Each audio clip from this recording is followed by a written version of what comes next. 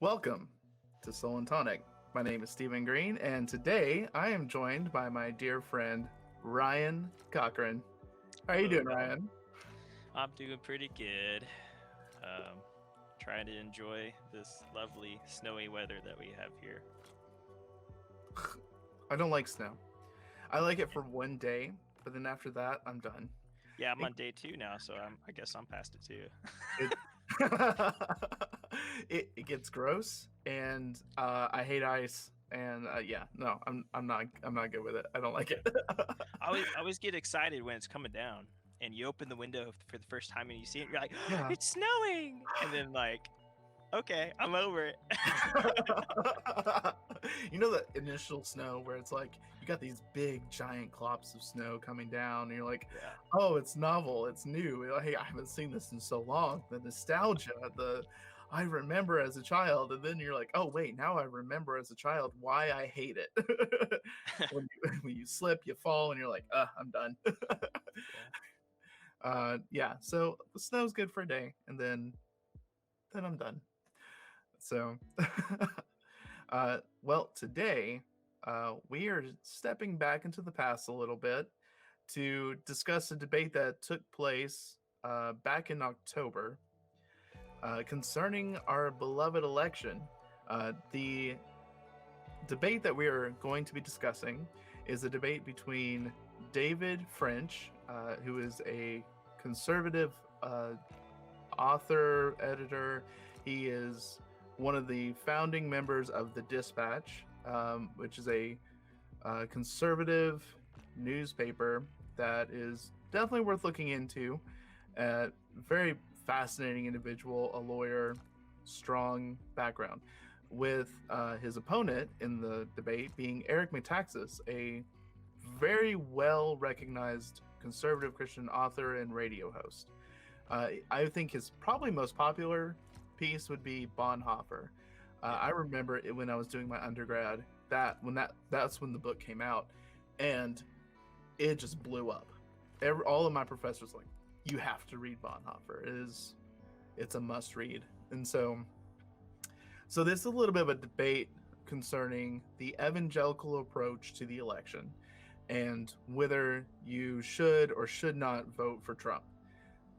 Being Eric Metaxas on the side of the affirmative and David French on the opposed side.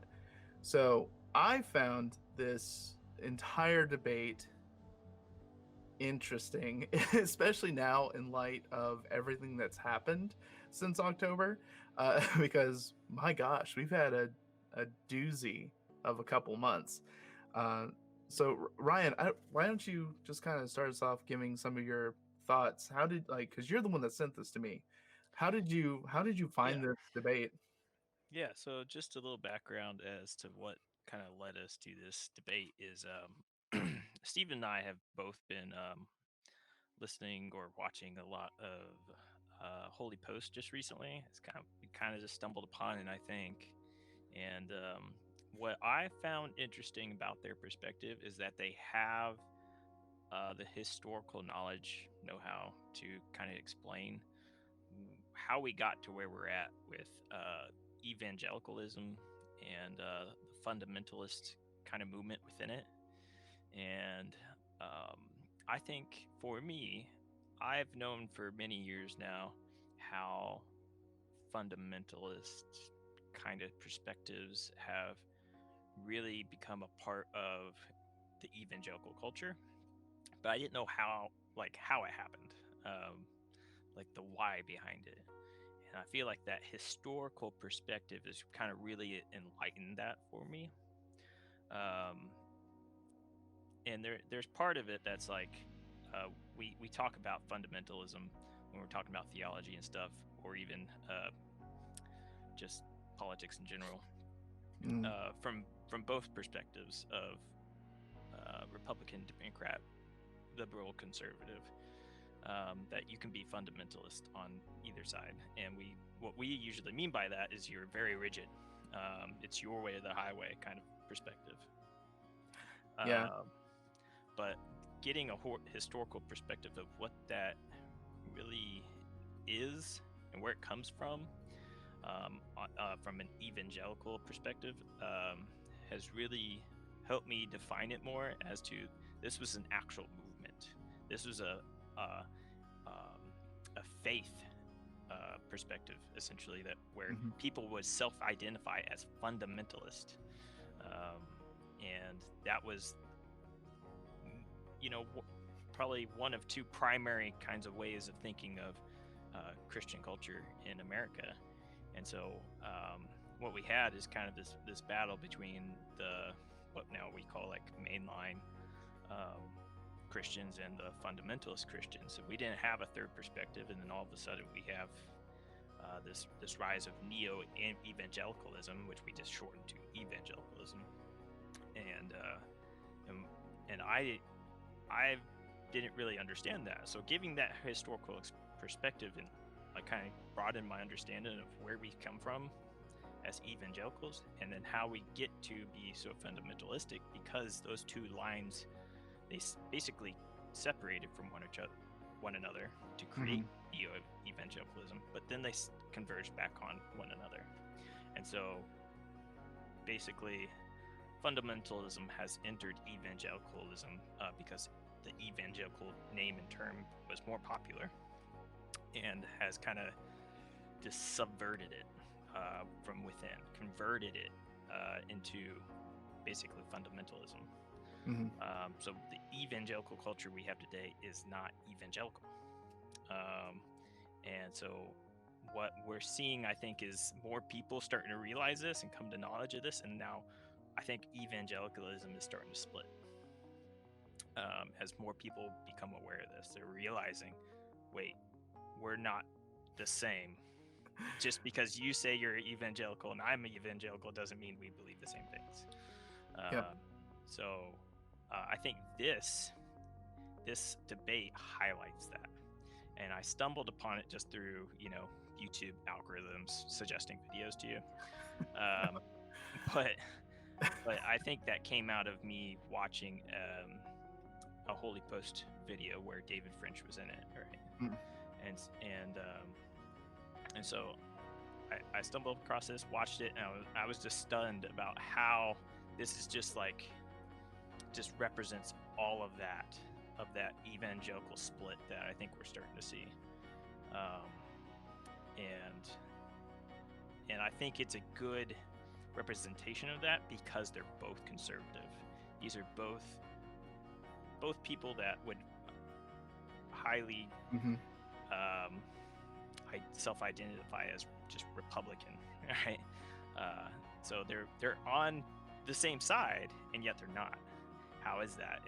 It's all about their perspective of what it means to be a Christian and a Republican at the same time. And yeah, so I think for me, this was something I wanted to bring to you because I feel like it could be one of the most important debates I've seen in a long time. Yeah. Um, so Yeah. It really caught me off guard because if you watch the debate, which was hosted by John Brown University, the the whole of it, you would not know that they were on the same side if you hadn't heard them say it. Like the way that they approach the same subject seems so vastly different that you begin to question, like, are they both really Republican conservatives? But they are. or They're even both very Christians. yeah. Yeah, well, yeah. They're both Christian evangelical conservative Republicans, and yet their approach to this is so vastly different. But even the way that they argue is vastly different. I think that is very telling. So, just to start, uh, if you're interested in watching the debate for yourself, you can find it on YouTube. It is currently on the Unbelievable channel, so it's like unbelievable. Uh, and if you're wanting to watch it, I strongly advise that you just skip to minute 10 to get past the initial introduction, because I found no benefit to that at all, other than explaining their backgrounds. But I think if you just Googled them and got their bios from there, you would be better off. So, interestingly enough, they started this whole debate with David French giving his pitch for why you shouldn't vote for Trump. And some of the things that really stood out to me from his perspective was one of discussing the continuity of the way that evangelicalism has voted over the last 20 years or 50 years.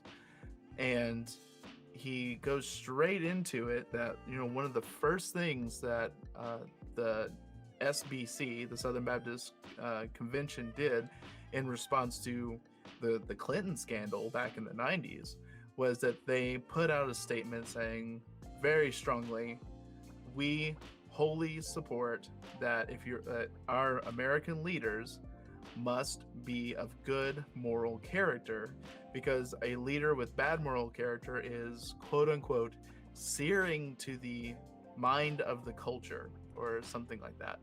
And that really stood out to me.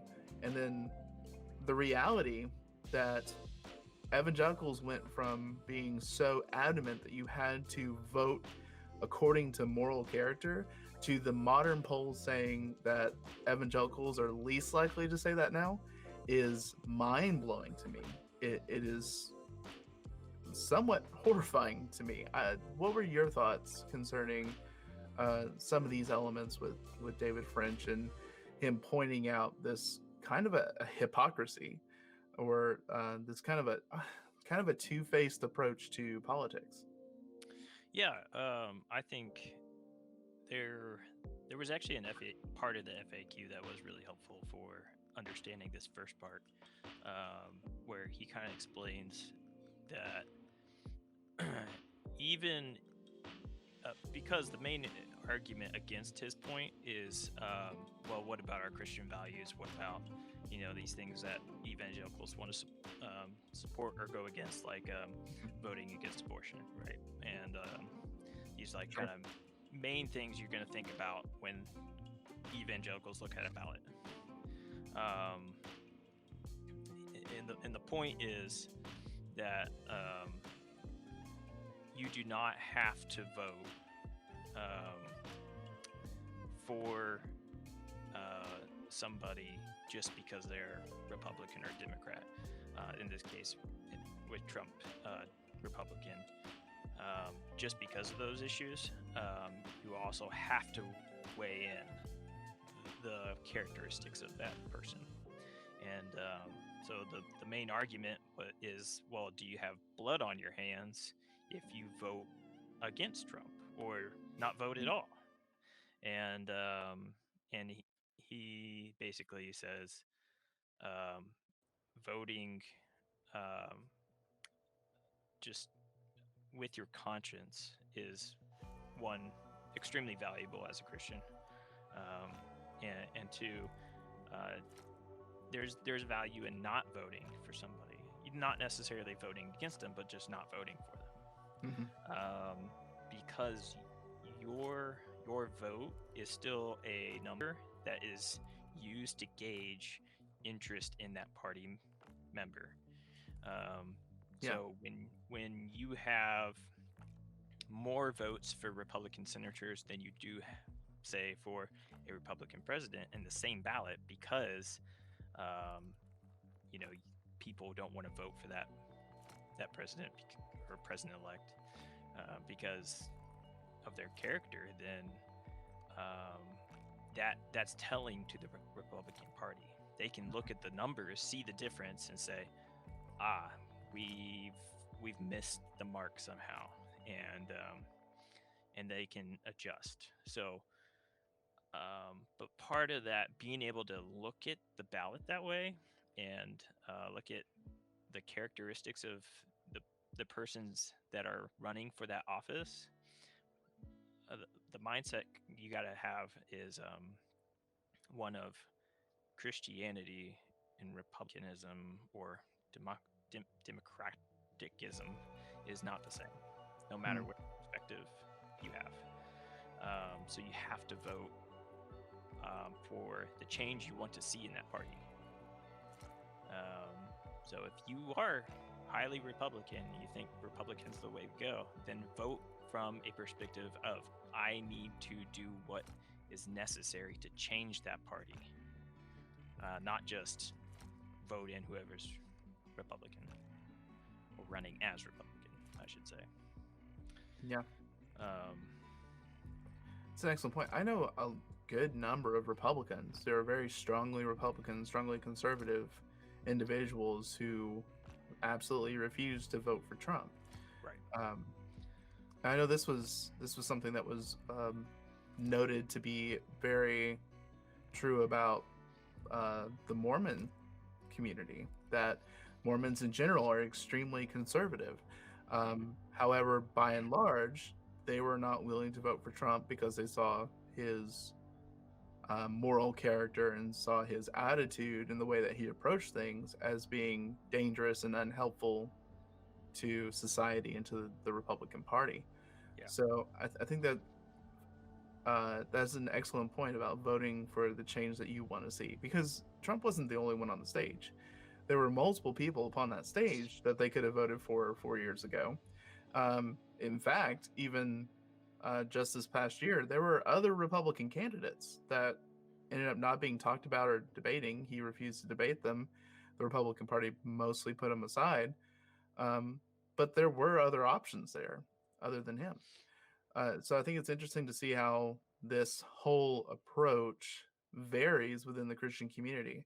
And I know, like, for my family, they're very strongly supporters of Trump, while I myself am not.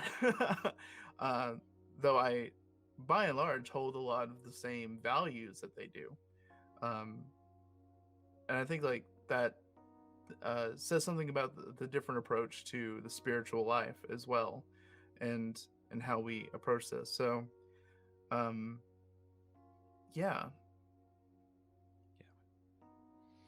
Yeah. Something else I just found interesting about David French's debate is that he very much treats it as a debate. He's using facts. He's using yeah, statistics. Um, he applied strong use of logic. yes. He was making his points very clear.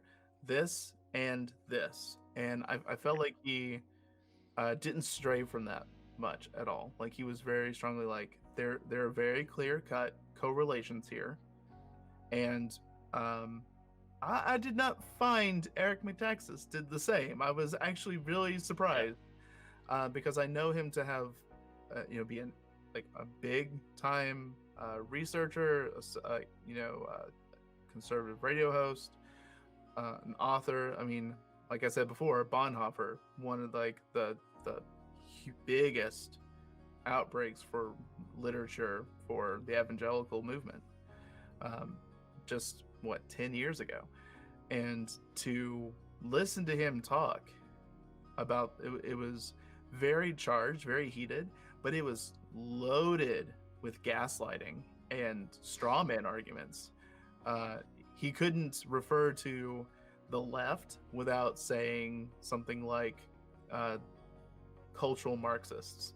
And like, he was using really strong language to build your emotions against them, but didn't really seem to give us support for what he was saying. Now, what did you think about that? Was that your opinion on that as well, or do you think that I'm off base on that? For the most part, I have to agree that he did not use same kind of statistics that would drive a debate like David French did. He mainly just leaned on just rhetoric, Mhm. and it made him just sound like another politician, just griping Yeah. about liberal values, and which is interesting, right? Because this is not a debate between a liberal and a conservative, is it? It's a debate between two conservatives. Yeah. But it's part of that whole that fundamentalist perspective of anybody outside of my understanding of the world is the enemy, and they Mhm. have to be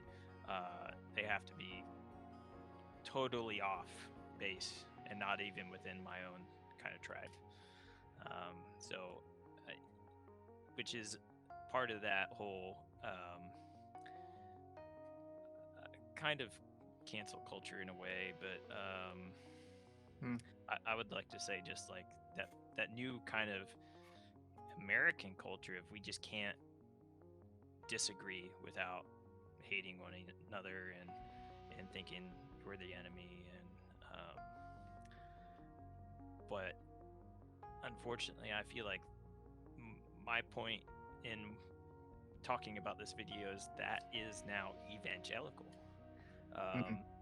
That is fundamentalist perspective, sure, but now that's identified, labeled as evangelical, and it is what you are seeing in the news. So now our whole country is identifying evangelical as fundamentalism, both within the theological Christian church sphere, but also within politics. Hmm. And those two now are not differentiated from one another. They're one and the same. Yeah. So yeah. I had a conversation with an Orthodox priest friend of mine the other day, and we were having this discussion about the fundamentalism versus evangelicalism. And out of my natural curiosity, I turned to Merriam-Webster. I was like, well, what is exactly the definition of fundamentalism? And Merriam-Webster puts it as a very harsh, strict, literalistic perspective of scripture. Sure. And I think what is developed into at least our understanding of fundamentalism is what you were saying, is that rigid, like my way or the highway kind of perspective of like, I'm the one that's right and no one else is right, and therefore they are my enemy. Um, they're a threat to me because they're like, if they try and change my mind, they're threatening they're threatening the truth. They're Yeah. attacking the truth. And there seems to be a very closed-minded approach to the world that not that long ago I was in that world. I understand where they're Yeah. coming from. I understand Yeah. why they're doing it. And so like I don't want to say all that to just sound hateful and rude, because I understand. I've been the fundamentalist, and thankfully I've been able to walk away from that. But what seems fascinating to me is that you were talking about evangelicalism, how it was a separate movement, but now it's kind of turned back into being fundamentalism.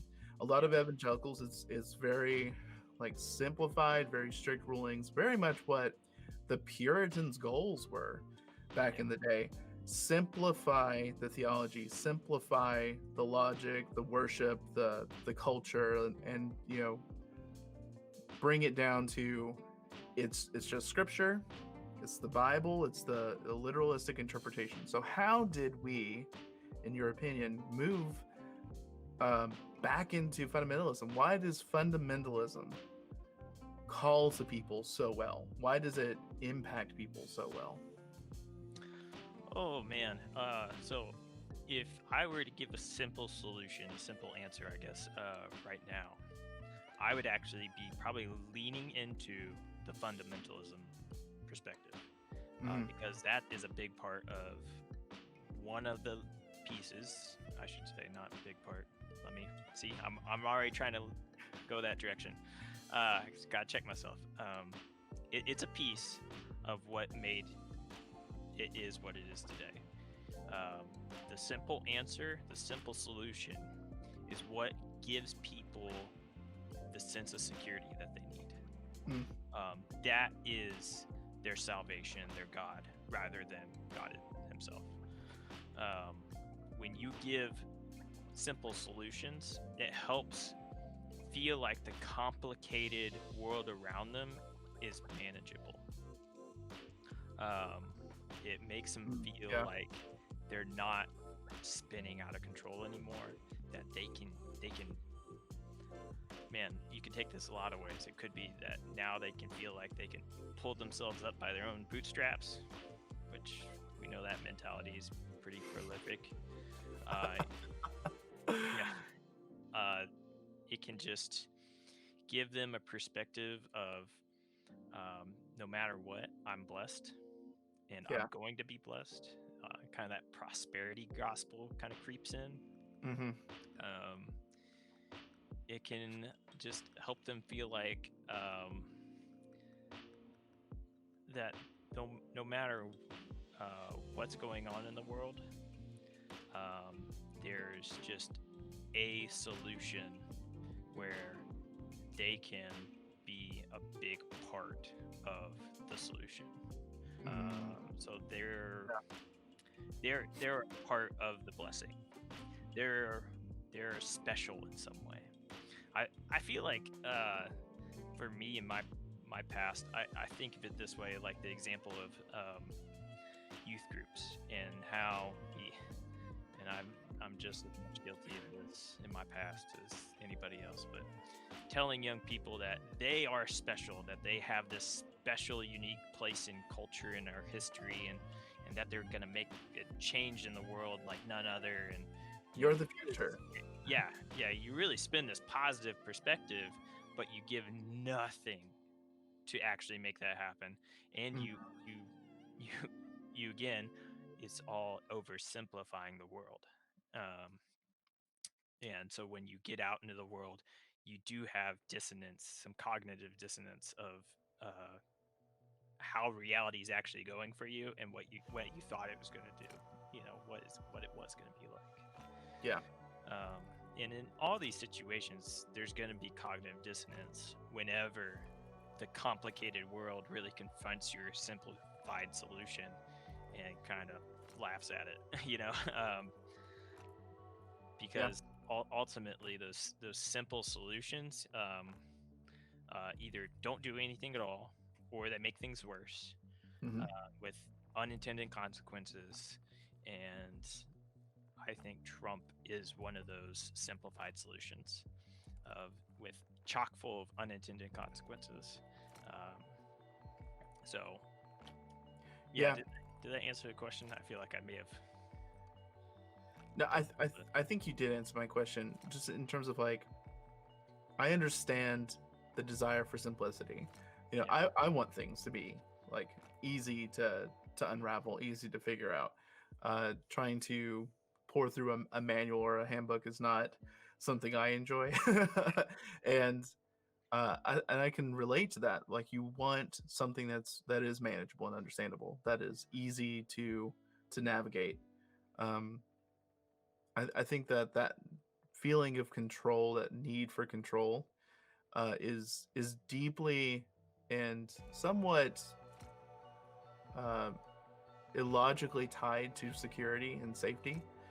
Uh, so one of the things that David Fringe pointed out was the security of religious liberty, because the thing that keeps coming out and being talked about is, if Trump loses, you have a loss of religious liberty. Even Eric Metaxas is like, you're not going to be able to have forums like this. You're not going to be able to talk about stuff. Like, why? yeah, Why would you not be able to? We've been having these conversations for long time. hundreds of years now. Yeah, like they had this debate back in the height of, like, they would have debates and stuff back in the height of Christian persecution. Like, there's that's not the reality of it. Like, back in the time when Paul was being arrested and getting thrown in jail and stuff, he was still going and having debates and forums on Mars Hill in Greece. Yeah, And the reality is that that's just not true. Um, there are a lot of people on both sides that are Christian, and then there's a bunch that are not Christian. I think that with this in particular, there's some hyper fear mongering here. There's a lot of baseless statements. Like, the reality is that the Bidens are both, like, proudly declared Roman Catholic. Which I know that unnerves a lot of evangelicals, but it's not that they're against religion. They're not against religious liberty. They are religious, and we have and David French pointed this out, that with the Supreme Court, there is a 15 winning streak in favor of religious liberty. But I'm beginning to think that some of these terms are being misused, because what it sounds to me is that the right is, with Trump in particular, isn't necessarily promising religious liberty. And they get into this a little bit, is the religious power and the difference between the two, Yes. being in control. The fact is that a lot of what evangelicals or fundamentalists in particular seem to be pushing for in terms of politics is not religious liberty. Right. It's not pushing for one's freedom of worship and freedom of belief. It is the opposite. They're saying they want religious liberty, but only if it's their version of it.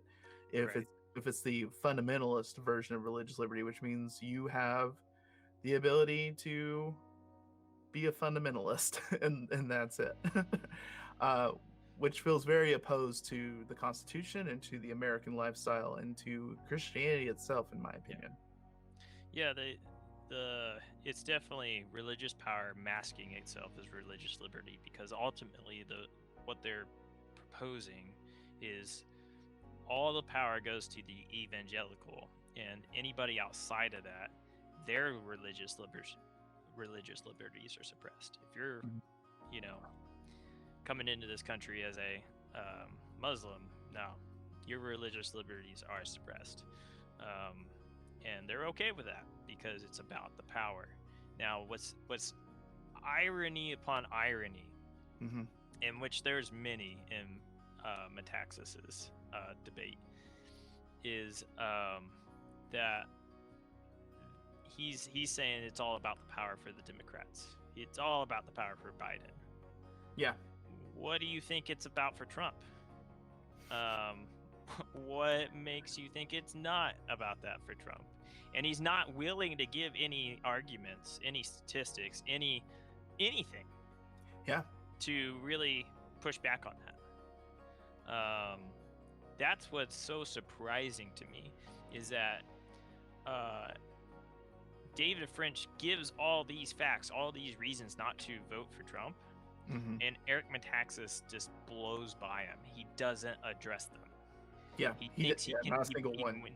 Yeah, he thinks he can win this argument, this debate, all on rhetoric. And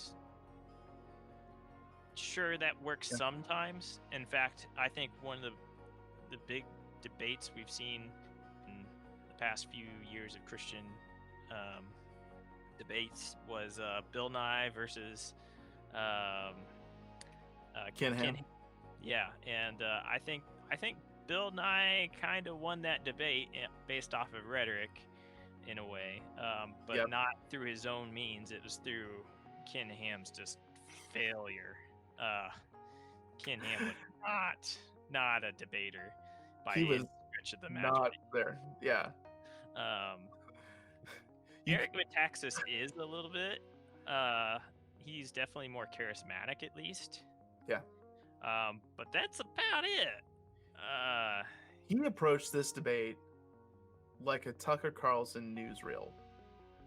That's how I felt. I was like, is this Eric Metaxas or is this Tucker Carlson? They're coming for you. They're not gonna let you do this. They're not gonna let you that. They're baseless. There's no nothing to support these claims. And in fact, with the only thing that he came even close to addressing was David French referring to Trump as having racist tendencies, making racist statements and racist claims. He's like, in my opinion, he's not a racist. And I wrote the book on Bonhoeffer. Well, what does that even mean? Like that? Okay. Like, come on, that's not a response. That's not an argument. You can't say like that is not a retort whatsoever. Which was really disappointing to me. Yeah, like he gave some historical perspective from his own perspective, I should say, of what it means to be Republican as far as race and racism. Yeah. And it was full of half-truths. Yeah. That's the best I could say about it. He has some points, but gosh, he's just, again, blowing by the counterpoints that he should know. um, the historical perspective he's presenting is just half-baked truths, Mm-hmm. and he's expecting you to gobble it up because, again, all rhetoric. It's all about um, is republicanism Christianity, basically. Yep. And so, again, all from this perspective of what David French is liberal. Come on, David French is not liberal by any stretch of No, the imagination. So, no, not at all. so uh, for him to say Republicans are Christian and they're not racist because we signed or we did these things for the African American community of Americans when you know the Civil War happened and blah blah blah. Yeah. It's like, okay, yes, that's true, but what happened after that? Well, the Republic Party abandoned them. They Yep. basically said, "Here you go, Democrats," or essentially, really, the South. Mm-hmm. You can do whatever you want. They no longer really had any kind of suppression of slavery outside of just that law that was standing there that they couldn't have slaves. So they legalized it. How? Through the prison system, just Mm-hmm. leasing out slaves, treating them worse than before. So if anything, it just made things worse. Yep. But um, Because not everyone who was against slavery was uh, against racism. There were plenty of racists who opposed slavery because they simply did not want African Americans in the country at all. Um, I know, like, from what I understand, like the governor of Ohio at the time said that if any freed slaves tried to cross the borders into Ohio, he'd have them shot. Uh, but he was against. No, they were against slavery, but they were also against African Americans. Like, yeah, that's like awful. and now my point is not that Democrats therefore are saints. My point is neither side is anti-racist. Yeah. They both have blood on their hands. They both have responsibility for the current situation of colored people, where they are economically suppressed and and suppressed in so many other ways, including geography, just Redlining and right, just where they can and can't live, and that's gone on for decades past the Civil War, and that is due to lawmaking both on the Democrats and the Republican side. So yeah, to say Republicans are the anti-slavery yeah, Christian party is just baloney, yeah, absolutely baloney. And to say that for Democrats too would be baloney. Unfortunately, that's just kind of where we're at with Republicans. I don't know so much with Democrats. I haven't really heard Democrats saying, "Oh, we're the Christian party, and we're anti, racism." hmm But there's probably plenty of people that think that way. yeah, So I just want to challenge both sides of this argument and say, look, whether you're pro Trump or not, you got to understand that the Republican Party or the Democratic Party is not concerned about your Christian values. They're just not. And to think that they are is just fooling yourself. It's finding that simple solution to make your world a little easier to understand. hmm It's only deceiving yourself, and you're making politics your religion, not your faith in God. And so, where we're at with this, watching this video, is kind of checking ourselves and wondering, like, well, what now? How how can we move on if there's really no good solution, if there's no good answer for voting for or against Trump, and therefore maybe in your mind for or against Biden. Well, I think David French is starting to give some solutions. He's him and the people around him are actually thinking about that very question. Eric Metaxas is not. He's still lost in the woods of republicanism. Mm-hmm. So, And that's strongly reflected in some of his Twitter stuff as well, and some of his responses to even the Capitol insurrection. So it's been and the Jericho March, which he, from my understanding, helped and was a part of yeah. facilitating that. Yeah. Yeah, I am in no way, shape, or form loyal to the Democratic Party, but I'm also in no way, shape, or form loyal to the Republican Party because they're playing a game. They're playing this game that people are buying into. Uh, the Republican Party is notably able uh, to play the Christian card easier and more flippantly than the Democrats. Now, there are Democratic politicians who definitely play that card and make claims of being Christian or whatever. And sure, but they're no more or less Christian than the ones on the Republican side. Their approach is different. And yeah, and to go back to your question of how do we get here, as far as fundamentalism kind of becoming evangelical, therefore republicanism. So another little piece of that puzzle that I want to highlight is just the historical context of that. So at some period in time, we had, the evangelical movement that was exploding, right? mm-hmm. And so they're one of the one of the bigger voter bases, you could say, of America that just either side of the party could have picked up and ran with. Mm-hmm. And at the same time, you had the fundamentalists, which is mainly the South,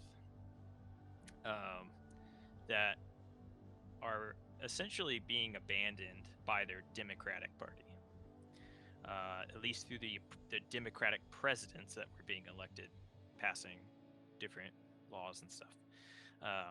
And so this is another fairly large voter base that had been dwindling for a while because of the rise of evangelicalism,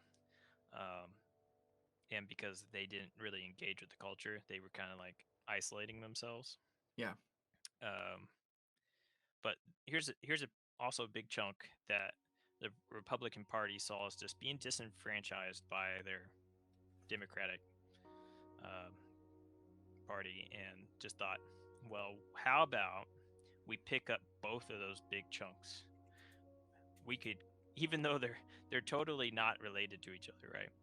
Let in fact, the fundamentalists straight up just said, evangelicalism is just like the worst. It's the most dangerous thing in our nation.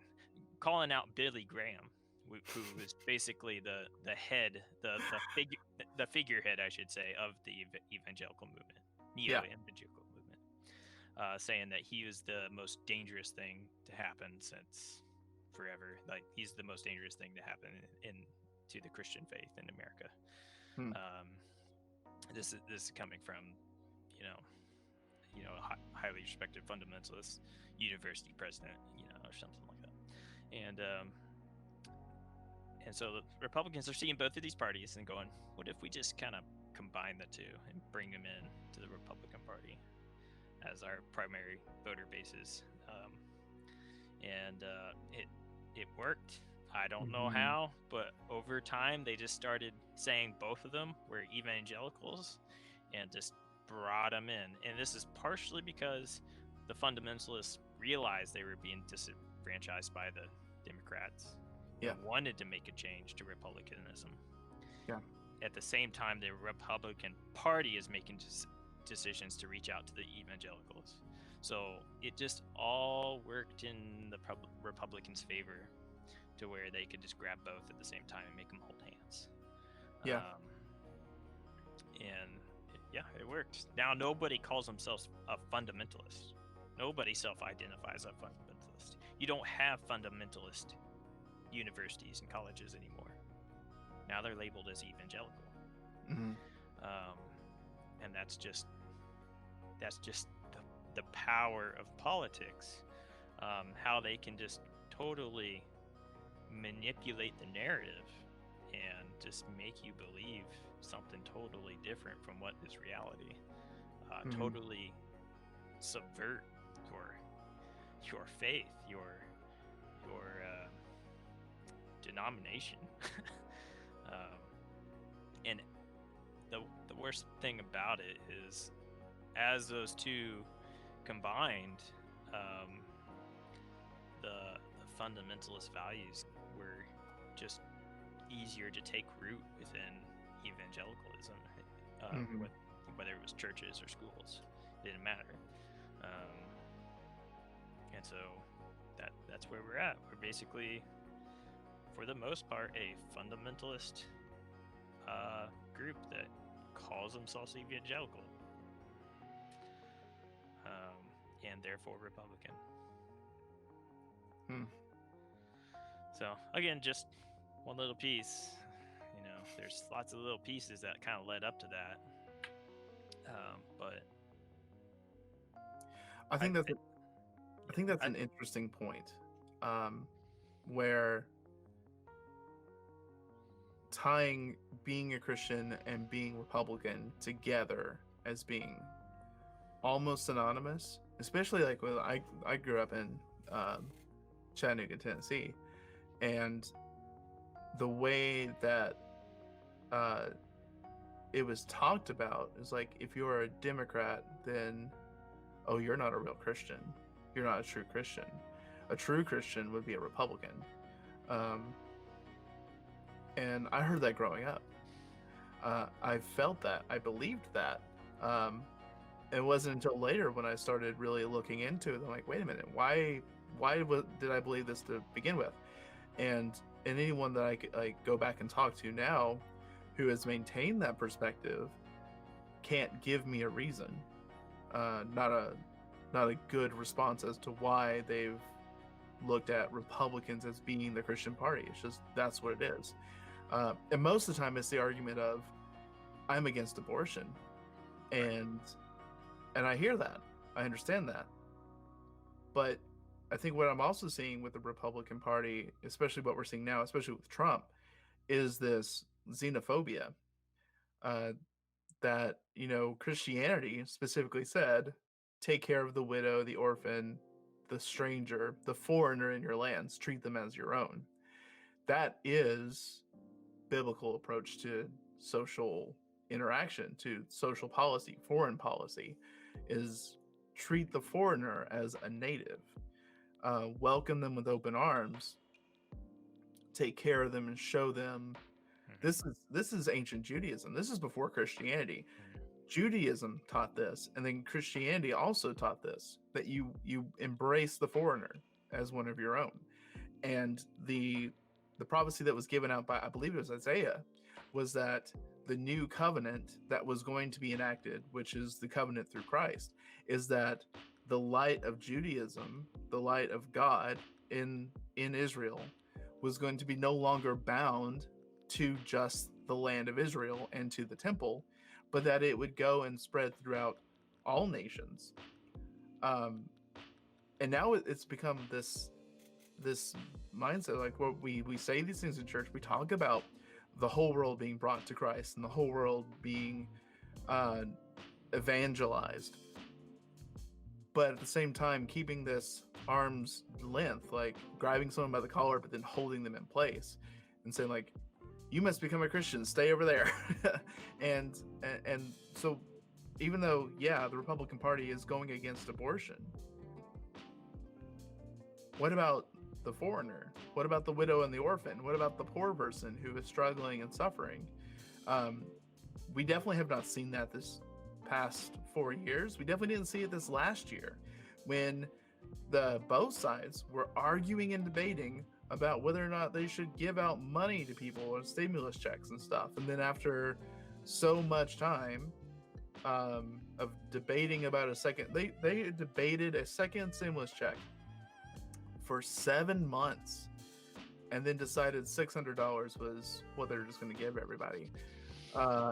And just wholesale, just, oh, your help is coming. And this was insane that you had all these debating and arguing about whether or not they should help their people who they saw were suffering, who they saw were in need, all because they wanted to argue their agendas for all these other things that they were attaching to the bills and stuff. Neither side is for the people. Right. Neither side is for the people, and neither side is holding to strictly Christian values. The Democrats are doing things and pushing for things that are in fact extremely biblical and Christian, and arguably even more so than the Republican Party is doing. As much as I'm not wholesale for abortion, I have to say that saying that voting against abortion doesn't, in my mind, come across to me as the most Christian response to this argument. Because again, the people who are alive that aren't hypothetical future kids are alive and suffering and need help. And instead of helping them, we are rejecting them. We're putting them into concentration camps on the border. We're doing all these things that are very much against Christianity, against biblical perspective and theology. And so for me, I find it mind-boggling that there's such a dual mind, such a disconnect with both of those things. Again, I understand why the abortion narrative is so strong. I understand why it stirs emotion. It's a call to action. Oh, they're murderers. We need to put it into it, instead of saying like, well, we're also going to mistreat the world, you know. And I think that's a huge hypocrisy. I think that's a huge disconnect. Yeah, but I think as far as this debate goes, looking at two conservatives arguing with each other over pro or against Trump, what's interesting is how David French can address that very thing from the facts of what have we seen from Trump in the last 4 years, for the very case that he's leaning most into for the evangelical vote is the abortion. And just saying, look, Trump is not anti-abortion. If he was, then why would we see, shoot, now the name's gonna leave me on the spot, but Planned Parenthood receive more government funding than ever in their history in these last 4 years under Trump than ever any other time. Yep. It's all because of the way, we voted in somebody that we thought had the same values as us, but really just wants our vote. Just wants the power. It doesn't matter what your Christian values are to him. And so, but then Eric Metaxas on the other side of this argument lives in a fantasy world of still, even with that, gonna argue that if you vote against Trump, there's blood on your hands. It's like, what? There's just a cognitive disconnect there, and the only way they can solve that is live in a fantasy world. Create a narrative within their own mind that just rewrites everything they're seeing. It just blocks out anything that doesn't agree with their worldview, and accepts without any kind of, fact checking or anything Yep. that is promoting their worldview. So I find this interesting because me growing up in a fundamentalist church, and Mm-hmm. sorry, BRCC, if you're anybody from there is watching this, you are fundamentalist, whether you like it or not.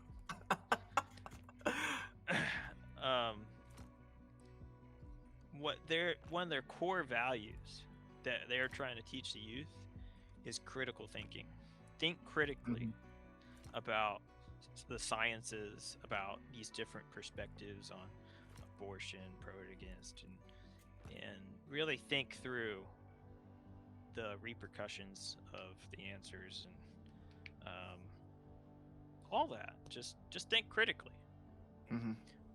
But to think critically would be to totally dismantle the very thing that they're standing upon.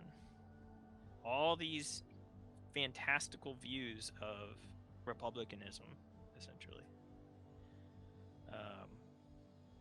Gosh, I mean, the fact that they live in a world where they think, gosh, okay, I need to back up.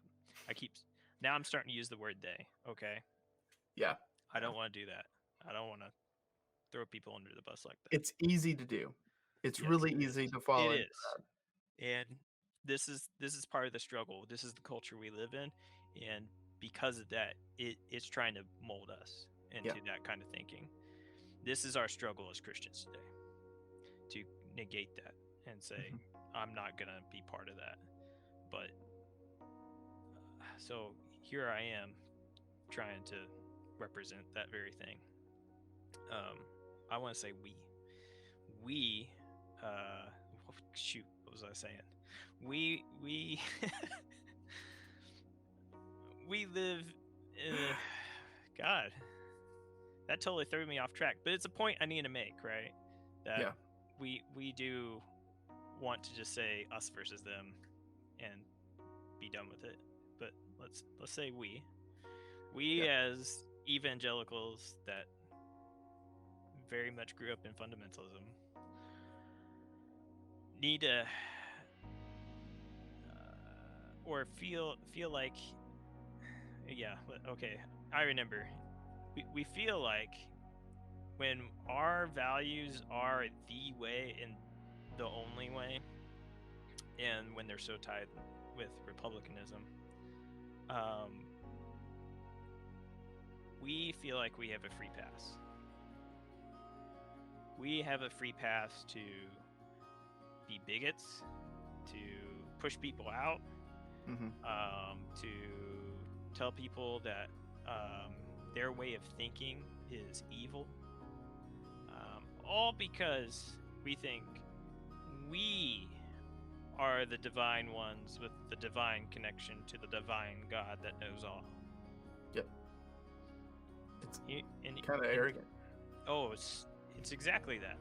What the irony of that, of believing in a God that knows all, is it's supposed to teach you that you don't. Yep. That you're not God, that you don't know all, and therefore have more empathy, more compassion for others.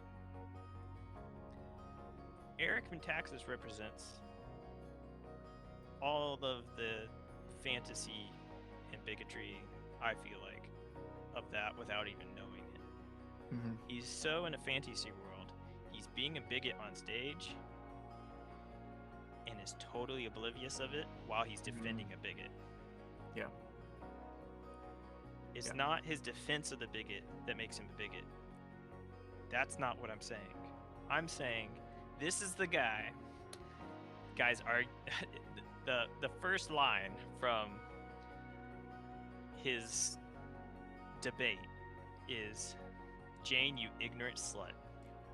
Oh my God! The moment he said that, I had to pause and be like, "Was that really his first? Was that really the first thing that he said?"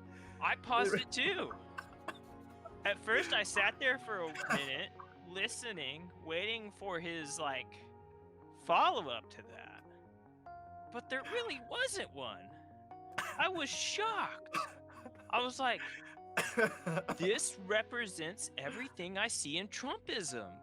Yeah. This is this would be the Christian kind of guy that would represent somebody that says grab him by the pussy. Yeah. Yeah. Exactly. I mean, if you enjoyed this conversation, would like to engage in this conversation, please feel free to send us questions, comments, leave a comment down below. Let us know your thoughts on this. Please try to, let's keep it cordial, keep it clean, and keep it kind. Yeah. Like, subscribe, and Ryan, thank you so much for sharing this debate with me and with us, and sharing your thoughts on this. Yeah, my pleasure. Yeah. Until next time, this is Soul and Tonic. We'll see ya.